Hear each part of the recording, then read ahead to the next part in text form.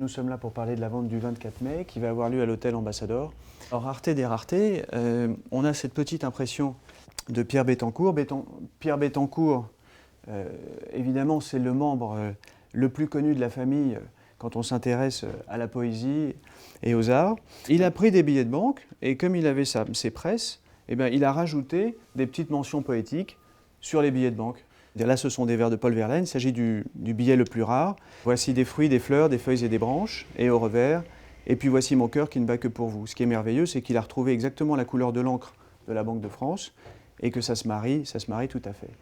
Et le vers qui n'est pas sur le billet, mais qui suit, et ne le déchirez pas avec vos deux mains blanches. Pierre Bettencourt avait consulté Maurice Garçon, le célèbre avocat de l'après-guerre, pour lui demander s'il avait le droit de faire cela. Évidemment, puisque alors Maurice Garçon lui a répondu qu'il ne s'agissait pas d'une contrefaçon, donc on pouvait parfaitement imprimer ce qu'on voulait sur les billets de banque. Malheureusement, la Banque de France ne l'a pas entendu de cette oreille, et le directeur de la Banque de France de Bolbec, en Normandie, est venu chez Pierre Bettencourt pour récupérer tous les billets. Et ce qui est amusant, c'est qu'il l'a indemnisé. Il a saisi les billets et il les lui a remboursés. Cette vente est consacrée plutôt à des ouvrages contemporains. On a une série de reliures tout à fait curieuses. Celle-ci sur un texte d'André Breton, de Leroux, voilà, avec ces petits trombones qui sont collés et incrustés dans du box. On a également cette petite plaquette imprimée par Pierre-André Benoît, tirée à très peu d'exemplaires, avec des petits trésors, puisqu'il était ami des plus grands artistes du XXe siècle. Donc ici, Picasso.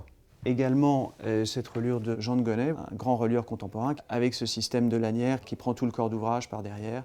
Et à l'intérieur, on a cet ouvrage de Blaise Cendrars, voilà, un grand classique Moravagine. Pour être dans l'actualité, Michel Houellebecq, là il s'agit d'épreuves qui viennent directement de l'éditeur Fayard. Ça vaut plus cher que l'édition originale ordinaire et ça vaut sans doute un peu moins cher que l'édition originale sur grand papier. Enfin, on a encore un grand classique, puisque ça, il s'agit de Faciles, qui sont un recueil de poèmes de Paul Éluard, avec des photographies de Man Ray. Man Ray a demandé à Nuche, qui était donc la maîtresse d'Éluard, de poser le corps de Nuche et la poésie de son amant Paul Éluard.